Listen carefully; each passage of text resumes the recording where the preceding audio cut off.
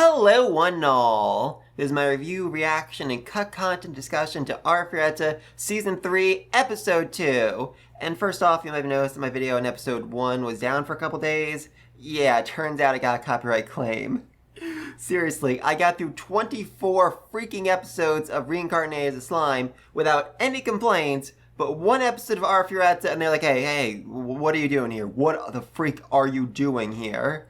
And the worst part was, it was like, oh, we're marking this 20-second clip, and I'm like, that's me playing a 5-second clip 4 times in a row.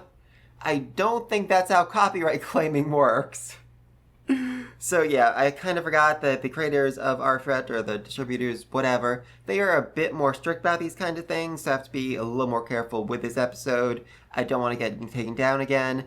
I somehow managed to win the appeal. I didn't actually know that was possible. Good for me. But still, gonna be more careful with this episode. Anyway, though, last episode, it was good. It was fun. I love the scene where, Kogi's like, oh, we have to go save them, and Hajime's like, weak, ha. No, they're Halia. And then the cute little rabbit girls murdered everybody. Oh, that was fun. That was a lot of fun. Though, unfortunately, it was also clear, like, okay, they're cutting a lot out right here. First off, there was literally like a 60 or 70 page flashback to the Beastmen, to the Rabbitmen facing off against the demons in the Sea of Trees. That is amazing. That is so goddamn epic. It's some weird mix of Home Alone meets Star Wars Episode 6. I kid you not. Absolutely love it. And now it seems like they're skipping over more because we're already in the Holscher Empire, which we shouldn't be. They're supposed to, drop off the beastmen they rescued at the Sea of Trees, get some of the Halia tribe with them, and then come back to the Holscher Empire. It's not like a super huge change, but still, there's some really great scenes in there. And the character, Altina, who is seemingly not in the anime, which would be very disappointing because she is such a unique character. I mean, I say unique, but there's someone else that she is very much like. Oh my god. That being said, though, it is also entirely possible that stuff will still happen, like, after the end of this arc, because, I mean, obviously Hajime needs to go back to the Sea of Trees. That's his whole thing. He came here to do the labyrinth in the Sea of Trees, so obviously, he's gonna go back. Maybe they'll introduce her then, once the Empire thing's all wrapped up. That could certainly make sense. But let's get into this. Oh, before I do, though, first off, love the design of the Empire. Though I do think it's a little too organized. The light novel made it very clear that the center of it was beautiful, perfectly arranged. But then after that, it just kind of got, a bit more and more chaotic because the Empire is utter and absolute chaos. It is literally survival of the fittest. That is their creed, that is their motto, and even women and children are at least competent fighters here. Honestly, I was thinking this while I was reading it, but if Hajime had come to the Holscher Empire right after leaving the Grand Orcus Labyrinth, I think he would have done very, very well for himself. Honestly, it's not impossible to imagine him, making weapons for the Holscher Empire so they can conquer the world and have an easier time getting him to the labyrinths. There's a very interesting alternate universe idea. Anyway, though, let's get started in 3, 2, 1. Yeah, that's another thing about the Holscher Empire. Lots and lots of slaves, including children slaves. Yay. Yeah, the whole survival of the fittest thing, that includes beastmen, because they can't use magic. They're seen as weaker, they're seen as inferior, and therefore the Empire has the 100% absolute right to buy and sell, or just straight up kill them. Fun. Also just like a very wild and chaotic place to be. Oh, I don't think I mentioned this before, but this entire empire basically started when the head of the mercenary group looked around and said, I think I'm gonna become king of this place. And so he just made a kingdom then and there, and it's since attracted some of the strongest and the wildest, some of the rudest people in the world to gather in this place where they can just enjoy being strong people and living freely. Of course, she is not particularly happy about this, especially seeing, her own people, fellow beastmen, fellow beast children locked up in cages. Yeah, that was the whole demon attack. Basically, they somehow managed to get monsters into the Colosseum who were then able to transform into much bigger, much badder monsters who broke out and just went absolutely crazy, destroying everything around them. That's also the reason why they need beastmen slaves, because they need somebody to repair all that damage. Which is particularly ironic since, this is literally an empire made of strong people. If they really wanted to, they could have just, hired the strong people to do this, but beastmen are cheaper. In fact, the light novel even goes so far to say that the empire isn't bothering to let the beastmen rest, and instead prefer to just, let them die and replace them. That's how little value they see in their lives. And it's going to be very sad. But also, other thing to mention, multiple people have seen Hajime surrounded by a harem of beautiful girls, including a rabbit girl, and have tried to take her from him, and Hajime beats all of them up.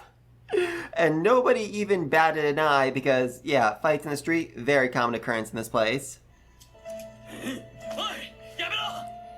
Yep, so Koki tried to do something stupid, and Hajime saved the day. Huzzah! Though it seems like he just knocked the stick out of the dude's hand, which feels like not a lot. Like he'll just pick up the stick and proceed to beat the kid again. Whereas in light novel, he actually shoots the dude with a poisoned needle from his robot arm, and that knocks him out. And the kid's like, "All right, I'm gonna get out of here," and he bolts away from the guards and gets back to work.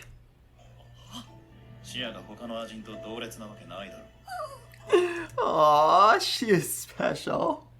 She actually blushed there. That's adorable. Okay, this is actually a much, much longer conversation in the light novel. Seriously, a whole back and forth between them. With Hajime actually saying, if you wanted to help the slaves, you needed to be prepared to see it all the way through. You need the resolve to fight the entire empire and force society to never use slave labor again, which...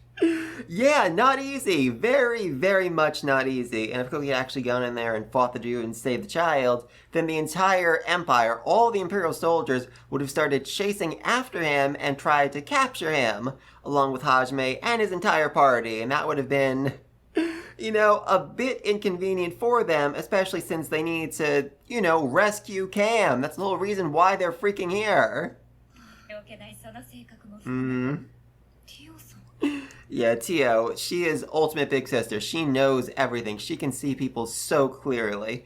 And there is a little context lost here because Hajime straight up tells Shizuku that she is in charge of Koki. She's in charge of keeping him from doing anything stupid because, that's the role she's always had. She's the only one who can even slightly do that. Oh, love Tio.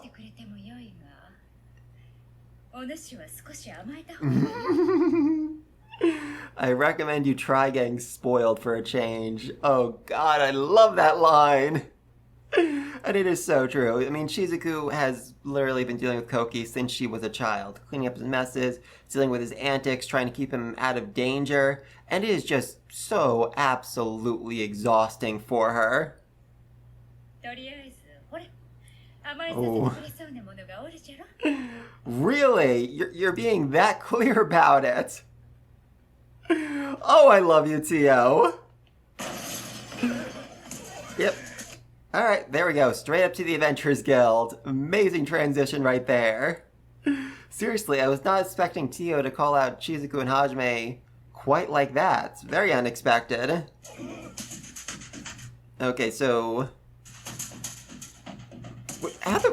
what the freak? What? Okay, so somehow Suzu got captured and turned into a slave. That was very much not in the light novel. Okay, I saw that actually as a preview image a few days ago, and I was so confused. Am I forgetting something? What's going on here?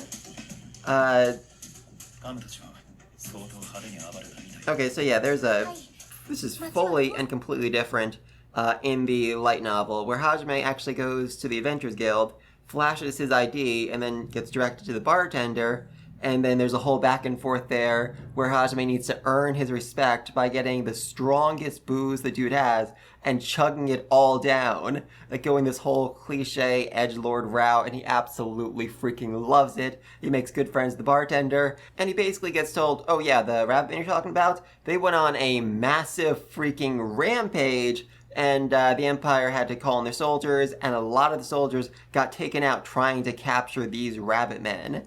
And the funniest thing about this is that that wasn't a secret. That was very common knowledge. They could have literally asked anybody on the street, and they could have found it out. But Hajime, you know, needed to go through this whole thing because he's freaking Hajime. Of course he does. Okay, thank God. Thank God they're keeping this scene in. Because this is straight up hilarious, and I'm so excited for it.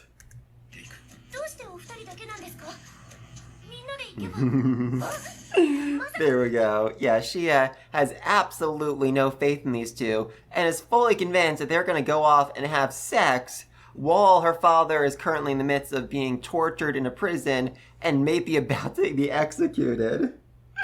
God, I love it. I mean, she's not entirely wrong. They're not going to have sex, but she's not entirely wrong that Yui may actually be willing to do that. She is a wild one. Oh, and that broke Kaori. I mean, Kaori makes way more sense because she is jealous and insane. Oh, I love this girl so much.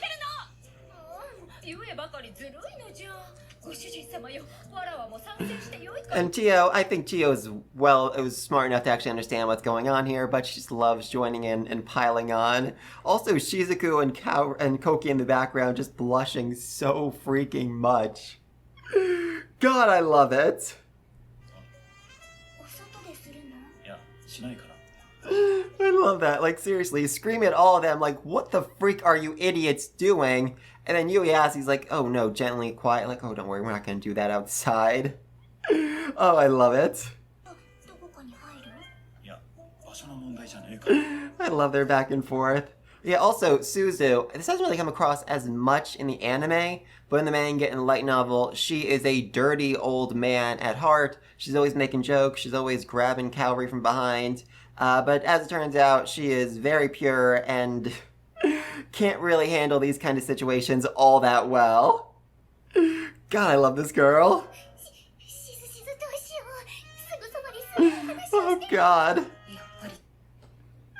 That broke her. That fully broke her. Meanwhile, Shizuku is back in big sister mode and is trying to figure out, okay, what do I do here for Kaori? Should I advise her to sleep with Hajime? Should I advise her to wait? What's the right move right here?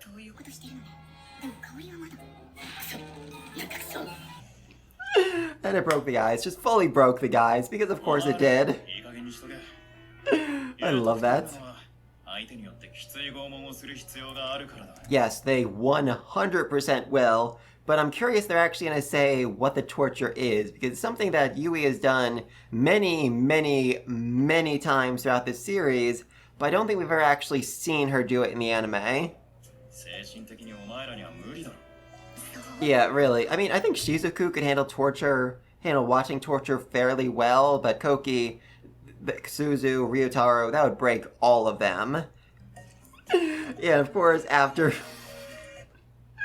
Hajime promises, like, oh, we're just gonna go gather information, they come back and Yui is literally shining, as if she just had something very pleasant happen to her. I wonder what that could be. Also love that only Hajime's party are actually sitting down here while the other three idiots are just, like, left standing outside the room. Sex. Obviously, they're thinking sex, but no. Yui's glowing because she drank Hajime's blood because she needed to use her restoration magic again and again and again, and she's not as good at it as Kaori is. Which also might raise the question, why didn't they bring Kaori? Because it would have broken her. She could not handle watching somebody get tortured, and Hajime knows that, so he kept her out for, the sake of her own mental health, basically. I mean, I definitely wouldn't put it past you, but I do also understand that you understand that there is kind of a time crunch right now. Okay, so they aren't actually going to say how they got the information. That's disappointing. Basically, they found the bartender they were talking to told them that they could ask a guard about the defense of the castle itself, which is something the bartender probably shouldn't have said, but he also realized, okay, this dude standing in front of me could probably kill everyone in this room very easily, and I don't want to tick him off. Anyway, though, then Hajime knew he found the dude and proceeded to... God, what's the best way to say this? I'm just gonna say this. They broke his balls. Like, literally, they forced him to watch them break his balls. Then they used restoration magic to grow them back. And then they broke them again.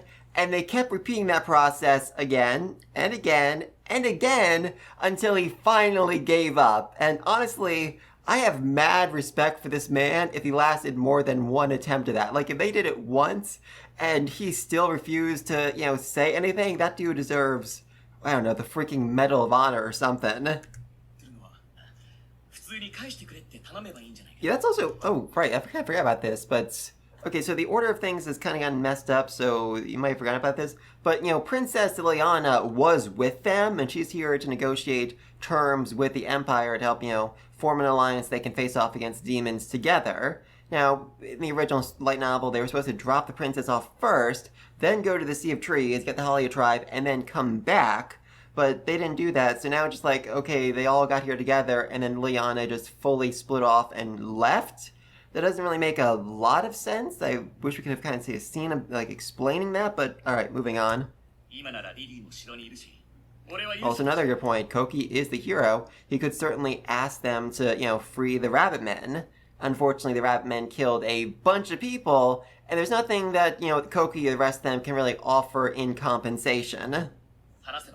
Plus, that would actually make Liliana's negotiations harder. I mean, honestly, it's not a terrible idea, at least by Koki's standards. It's a dumb idea. He's not really considering, like, oh, the princess's diplomatic work, we'd give them any compensation, blah, blah, blah. But for Koki, it's not a terrible idea. It's like, hey, could we just, like, ask nicely? Oh, Koki, you're fun sometimes.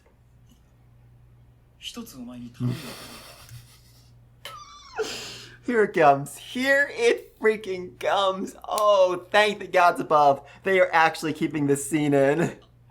Yes, Hajime just literally asked Koki for a favor. Oh, Lord, Lord, Lord above. Yeah, seriously. Oh, actually, you know what? It's too dangerous. Never mind.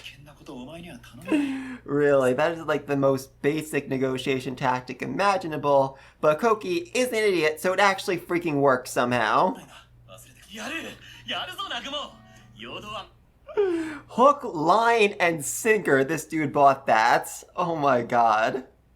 I love it. It's like, seriously, he actually thinks, wow, this is something Hajime can't do on his own. He needs my help to get it done. But no, Hajime could 100% do this without the diversion. He just kind of needs Koki out of his hair. And he also just really wants to embarrass them all for laughing when the Halia tribe listed his super cool, rad nicknames. White Fang, Red Tornado. Oh god, I love Hajime. Like, seriously, even Ryutaro and Suzu, are they actually... Oh, Ryutaro is definitely dumb enough to fall for this. Is Suzu actually falling for this as well? Does she not actually realize that Hajime is just pranking them?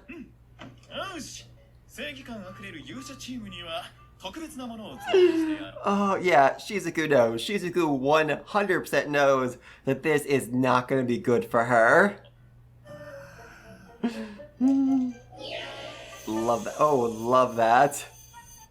Just transmuted the ore right then there on the table. That's awesome. Yes, yes, yes, yes! Power Rangers. He literally just made Power Rangers. Oh, it's amazing.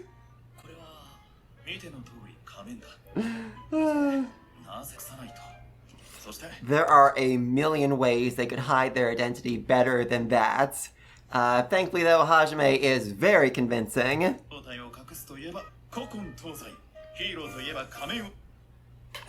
Every hero wears a mask. Always. Beautiful. Absolutely beautiful.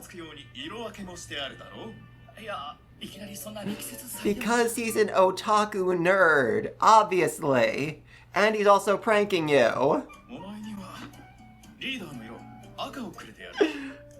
Don't worry, hero, LOL. They literally wrote LOL. God above.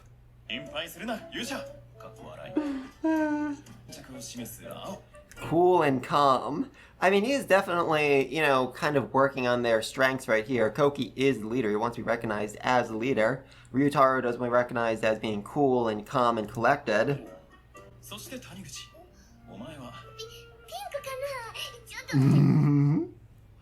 Yeah, she'd be embarrassed wearing pink. Being all around meh. God above. That actually might be worse than what he says in the light novel. Yellow, forgettable and excitable. Though that is still her response in both versions. God, I love Suzu. She's adorable.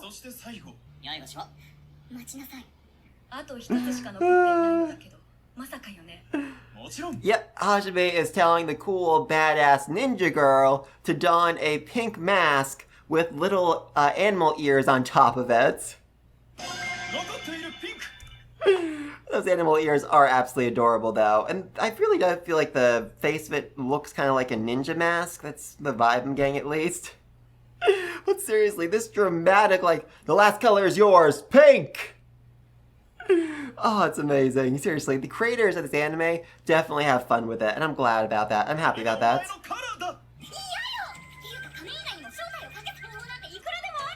Really? Yeah, the party's losing it. They're 100% losing it. They could tell that this is all a prank. And I will also say that the masks are more than just a prank. They're also basically indestructible and won't come off unless the user wants them to come off. So, you know, that is actually pretty helpful when you're trying to do covert operations while also going around in giant colored masks. Yeah, and, you know, Hajime is not wrong. A cool beauty like you stereotypically secretly loves cutesy things. 100% right. 100% right.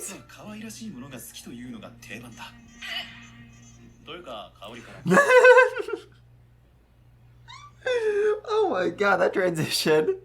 From, like, Hajime talking about stereotypes to be like, also, Kaori already told me this. Oh, that's amazing.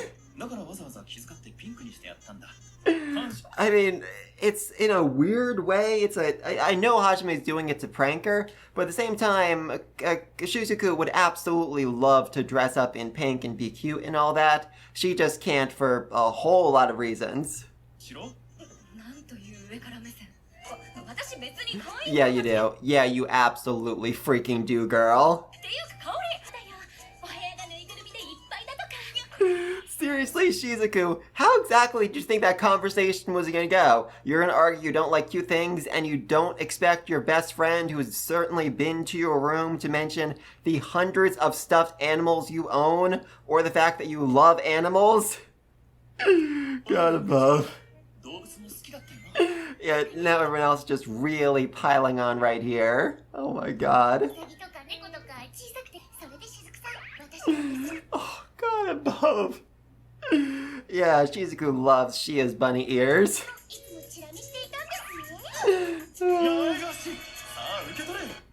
Again, the dramatic pose. It is just so perfect. Yes, you do, girl. You 100% do.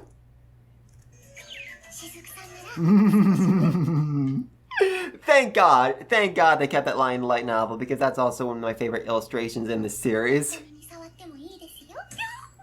Yeah, for the record, I think in light novel she wasn't so much shocked as very, very happy. Seriously, look at this freaking illustration. She is ecstatic. Alright, now it comes time to actually break into the freaking Imperial Castle and save Cam. Huzzah! You 100% is. Seriously, yeah, this is just who the Holly tribe are right now. Comparing injuries in light novel, they're actually like, haha, I beat you because they broke 4 of my ribs. Well, I beat you because they broke 5 of my ribs and my bunny ears. Even though the Emperor told them not to break my bunny ears because they want to use us as soldiers moving forward. Which also probably means that the, soldier who tortured him is going to get executed. That is how insane this empire is, and just how great these rabbit men are at trolling them. Seriously, the reason why the dude broke his ear is because he actually said, let's see, I want to get this line exactly right because it is amazing. Oh yeah. They asked him why he came to the empire, and he said, I wanted to visit your mom. I came here to see how my kids are doing. So yes, this rabbit man, the most peaceful of the Beastmen tribes, while being tortured, turned to his torturer and said, I banged your mother! This is what Hajime has done to the most peaceful tribe in the entire world. He broke them. He absolutely freaking broke them, and I love it. Oh, that's another thing. While they're walking through the streets of the capital, Hajime and Yui turn to Shia and basically say, almost word for word, don't worry, we will save them even if we need to burn this entire capital to the ground. At which point Shizuku pops in like, they're joking, right? Kaori, please tell me they're joking. And Kaori has to break the news, I'm sorry, the Empire's finished, everybody here's gonna die. Yeah, that's how insanely dangerous and broken and sadistic Hajime can be.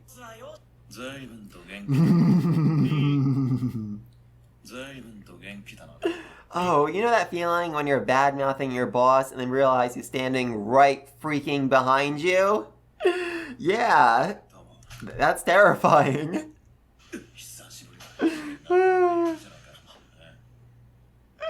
Oh my god.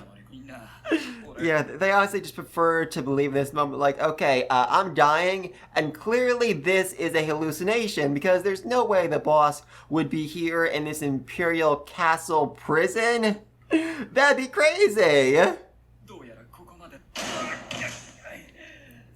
Yeah, also for the record, this is the most heavily secured prison in the world, covered in magic circle traps that aren't intended to actually kill you, but rather to cause you as much pain as physically possible. And Hajime just broke all of them. Amazing. Okay, here we go. Time for the Power Rangers. Oh my god. The music, the dramatic music as they're standing here.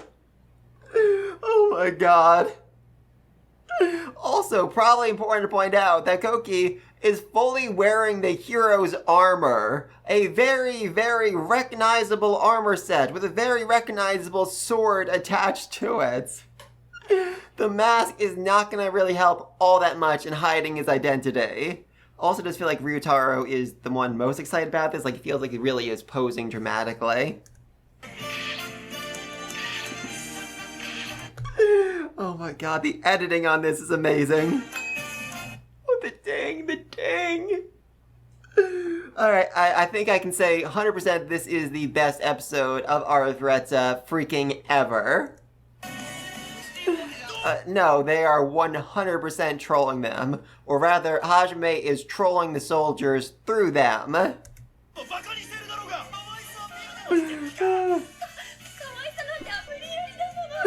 Oh my god, poor Shizuku. Seriously. Fully almost said her name. Actually said half her name. They are really, really bad at this whole covert ops thing.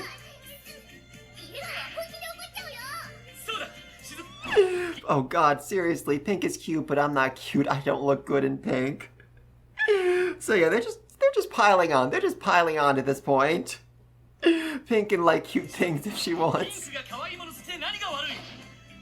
And he's posing. He's posing dramatically while talking about Pink. This is freaking amazing. And seriously, the sound effects are so perfect. This sounds like an anime like this. It sounds like a Power Ranger one. It sounds all dramatic. It's just so absolutely amazing. I love this. Yeah, Cam is very, very serious in this moment. They're actually making beeping sounds.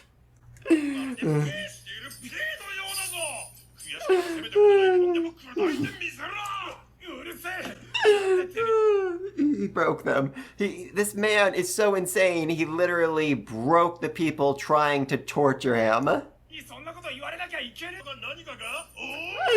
God above, that was genuinely filthy.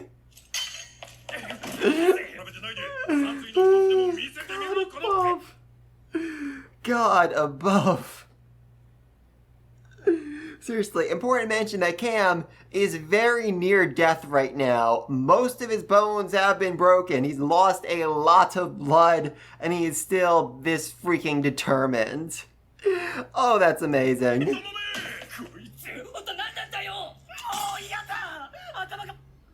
He broke them. He broke the dudes trying to torture him.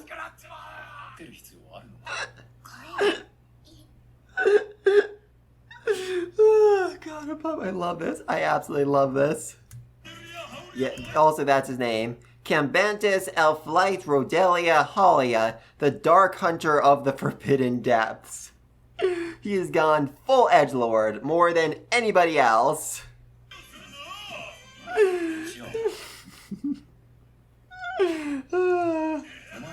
Hajime broke him. Hajime's training seriously broke him. Yeah, he could literally get executed for that, but he's like, I can't handle it. I can't handle being in the same room as this rabbit man any longer. I need to get the freak out of here for my own well-being. Of course, then Hajime proceeded to kill them both. Huzzah! I can't remember if he only knocked them out in the light novel, but this is Hajime we're talking about, so I wouldn't be surprised if he killed them. Ooh, pool of blood. Amazing. Yep. Yeah, like I said, this dude, very, very near death, and still had that much just gumption, for lack of a better word. Alright, oh god, Shia. I mean, while her people have gotten, you know, really freaking insane, they're still her people, and she does actually care about them, so she's glad they're all safe and sound. Huzzah! Oh, she is so precious. I love her. I really do. Yeah, and that's understandable. Honestly, Hajime deserves it. Hajime deserves a thorough beating after what he put Shizuku through. Because she knows there wasn't a need for a diversion. She knows that he was just trying to get back at her for laughing at all the weird nicknames the Holly tribe came up with for him. Yeah. I think the rest of them figured it out too, but unfortunately, yeah, Shizuku can't actually hit Hajime because he's that freaking strong. Though as a man, Hajime should probably let her get at least one good hit in. Yeah, which is understandable. Like I've said many times, the Holly tribe, the Rabbit Men, the Beast Rabbit Men, are considered the most peaceful out of all the tribes, of all the races in this world. And now they are sadistic murderers who can go toe-to-toe against Imperial soldiers. That just, you know, doesn't make sense. That's not how logic works. Also the weapons too, because, yeah, let's not forget that Hajime actually made their weapons out of, what was it, adamantite or something? So basically, they're indestructible and better than what the Empire currently has.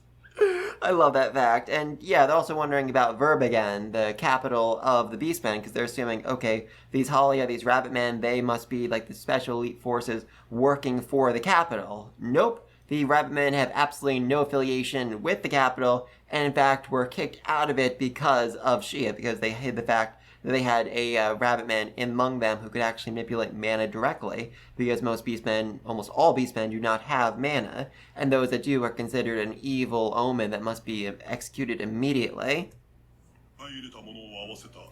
Yeah, that's a funny thing. They've actually added more Rabbit Men to this tribe. They've managed to grow. They've managed to replicate the boss's training and turn more Rabbit Men into the hardcore monsters that they currently are. That's insane. Yeah, time to declare war against literally the strongest kingdom in the entire world. What could go wrong there? You absolutely are not sane. Seriously. You're calling yourself Kampadia Bapu, whatever the freak that long name is. You are 100% not sane.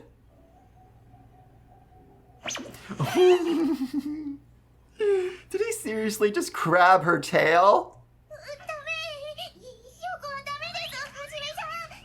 Oh my god, that was unexpected for sure. Yeah, they understand. This is their fight. The boss has his own journey, his own thing. So the fact that the boss went out of his way to save them means more to them than literally anything in the world. But they don't want to get him involved because, you know, if they win with Hajime's strength, not only would that be rude to Hajime, but also that means nothing about the future. Once Hajime leaves this world, once Hajime moves on, then they'll just be attacked by the Empire again. They need to show that they can win, that they can beat the Empire on their own, or there's no point to any of this. Seriously, Cam spits on the face of the freaking Emperor, the strongest human in the world other than Hajime. That is insane. Of course that, you know, gets them all. It's like, oh, our boss is so cool. That is a pretty badass thing to do, I will admit. And yeah, of course the Emperor actually liked that because the Emperor is kind of insane, and like I said before, the whole Empire is a whole, you know, survival of the fittest mentality, and he really freaking embodies that. That being said, I don't think even the Emperor could replicate Hajime's training and turn, you know, fellow rabbitmen into an equivalent of the Holly tribe. I just don't see that happening.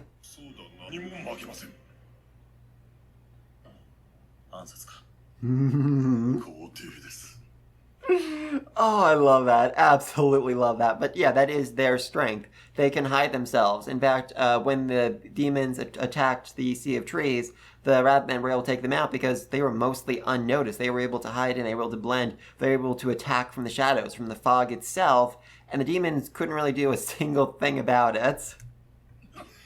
And of course, you know, Cook and the rest of them are like, oh, killing is wrong. You know, killing this dude who is trying to enslave your entire race, that is so wrong. That is so evil. No, it is not.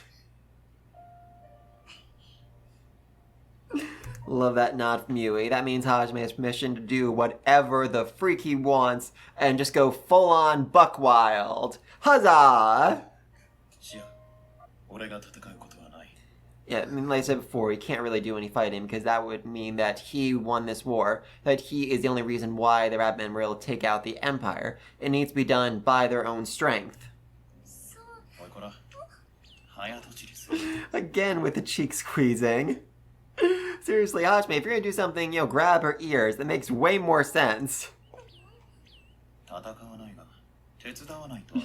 Absolutely. Don't forget what Hajime's job is. He's not a fighter, he's not a warrior, he's not a hero. He is a goddamn synergist. His whole thing is he can make weapons. You know, even the weapons he made before, even the stuff he just like cranked out to give to the Holly tribe is better than what the Empire currently has. So of course now, after he's, you know, gone through all these journeys, all these labyrinths, and can do so much more, the man built a freaking goddamn airship. Of course he can make some better weapons for the Holly tribe that can turn the tides. And then it would still be by their strength that they win, because yes, they're using tools, but they own the tools. No one's taking the tools away from them. Our Team Sunshine. Oh my god, I love describing Shia that way. The Team Sunshine. Yeah, because she is the most bubbly, vibrant, excitable person out of the whole group, out of the whole harem. God, that was intense. Seriously. That's a villain look right there. That is 100% a villain look. Villain speech. Full-on villain speech right here.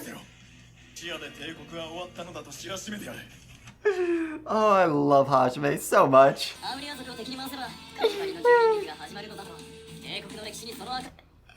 Yeah, so their plan was, oh, we're going to assassinate some people close to the Emperor and force him to surrender, force him to give in to our demands. Whereas Hajime's plan, much bloodier, much more elaborate, and much more fun to pull off.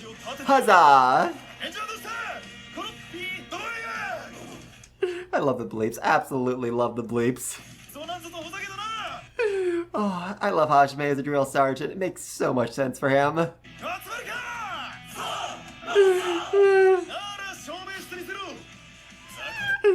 Oh, I love it, absolutely love it. Gung ho, gung ho! Also, Hajime just basically told them to go after the Emperor, while Viliana, the princess, is currently in negotiation with the Emperor. I'm sure that won't be a problem.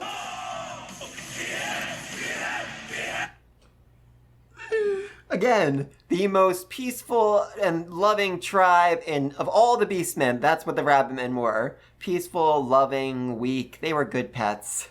And this is what Hajime has turned them into. Beautiful.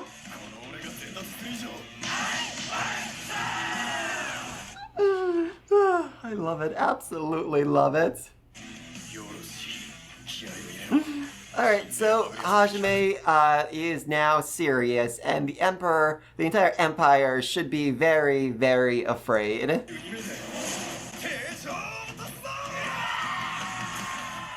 Oh, that's gonna be fun. That is gonna be a lot of fun. Alright, I cannot wait for next episode. Seriously, the Holly tribe attacking the Empire is just one of the best parts. One of the best parts of this light novel. Of this entire series. I mean, I wouldn't really say this, I think we're on Volume 7 right now, I wouldn't really say Volume 7 is super important for the story overall, but it's still my favorite because it's just so much fun.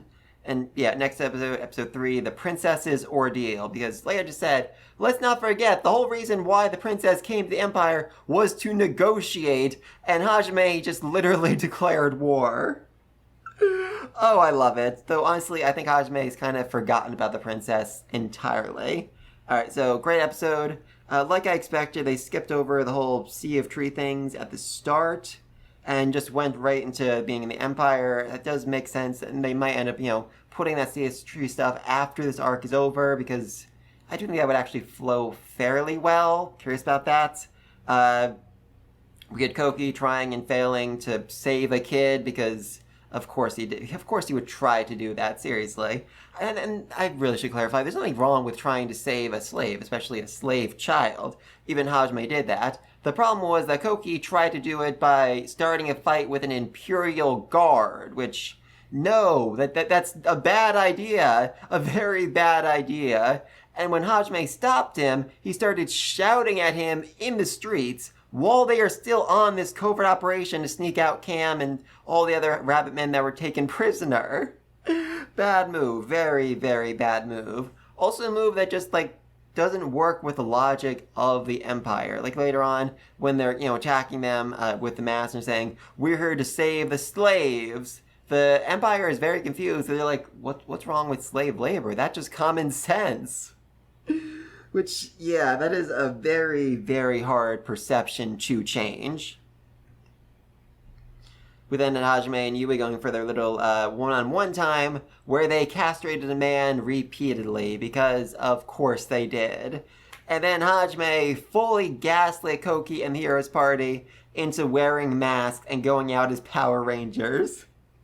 And outed Shizuku as someone who absolutely and 100% adores cute things. 'Cause, yeah, we actually saw this a bit earlier. I really love the inclusion of this line, where she's talking to Tio about how, she just should be able to spoil herself a bit more. Yeah, seriously, this is what I actually absolutely love about Shizuku so much. She is not a warrior at heart. She is a dainty little princess who loves cute things, but she's had to become a warrior for the sake of those around her. She needed to become, mature and basically the adult, the big sister, the mother of her party, because Koki and the rest of them are just so absolutely irresponsible. Plus, her grandfather owns a dojo, so he, really instilled and iron will, determination, all that fun stuff in her from a very, very young age. But if she had if she had the choice, if she could do whatever she wanted to be, she would be a princess waiting for her, Prince Charming to save her on a white horse. That is what she wants. And the fact that she can't have that, the fact that she has denied that for herself for so long is so sad, and it just makes her so adorable. God, I love Shizuku so much. And then they break. God. Also, I just love how absolutely ashamed she is throughout this entire scene. And they don't make it any better with just, oh God above. Seriously, they are just so piling on without even meaning to. This lot are just such absolute idiots. But alright, there's also a bit more cut out from this scene I thought they'd get into. Basically, they claim they are they are working for they are demons. That they are the Demon Lord's special elite forces, the Masked Rangers. And, God, before they leave, Shizuku just really messes with them a lot, saying, free the beastmen slaves, or else when you're in the bath at night, when you're woken up suddenly from your dreams, when you're walking down a deserted hallway, or even underneath your desk, behind their curtains, inside your armor, in your dreams, you'll start to see masks. And this messes with the soldiers so much that parents actually start telling their children bedtime stories about the scary masked rangers. I love it. I absolutely love it. Yes, this was a prank, but I don't think even Hajime expected to go this far. Also, the whole thing, they're like, oh, we're gonna go save some beastmen slaves. They save nobody. They save literally nobody because there are, quite frankly, too many slaves. And they decided, okay, it'd be mean just to save some of them if we can't save all of them, because we don't have the right to pick and choose which slaves get saved, which is, it's an idea. I don't really know if I fully believe in that idea, but it's an idea, I suppose. Anyway, though, so Masked Power Rangers, they were amazing, they were fun to see. And then we had Cam, who badly tortured, but his will is second only to freaking Hajime's, and he still kept going at his interrogators. And we got most of the speech here. I do want to just read off what he says in the light novel. What kind of pathetic punches are those? You call yourself an Imperial soldier? Put your back into it. You worthless maggot. Even a kitten could hit harder than that trash. What do you think this is, a bloody picnic? Is that really all you got? Come on, you can't even break a single bone with that limp dick fist. You're nothing but spineless, gutless trash. Holy mother of God. And yet in the anime, they decided to go with a lot of bleeps, which I think are very, very appropriate for all of this. And then finally, we got the Halia tribe agreeing that they're going to face off against the Empire because they know that if they don't, the Emperor is going to keep going after the Rabbit Men, after their fellow Beastmen, and they can't stand by and see that happen. They refuse to run away again. They refuse to let others, fight their battles for them. They want to do this, even though they know there is a very, very good chance that they are going to die. But of course, Hajime is not going to let, his team Sunshine get sad because their whole family got wiped out. So he is sending them into battle with the best weapons and armor that you could literally find in this world. Actually, better than what you can find in this world. Just stuff that is absolutely and completely freaking broken, and I love it. Oh, that's going to be fun. But please think about all this down below. What do you think of this episode? If you read the light novel, what do you think about what was cut out? What do you think about what was kept? What do you think of the characters so far? What do you think of the Masked Rangers scene? Because, yeah, that was everything I was looking for. I'm amazed. I'm so happy about all of that. But please think of all this. But please let me know if you think of all this down below. And until next time, peace!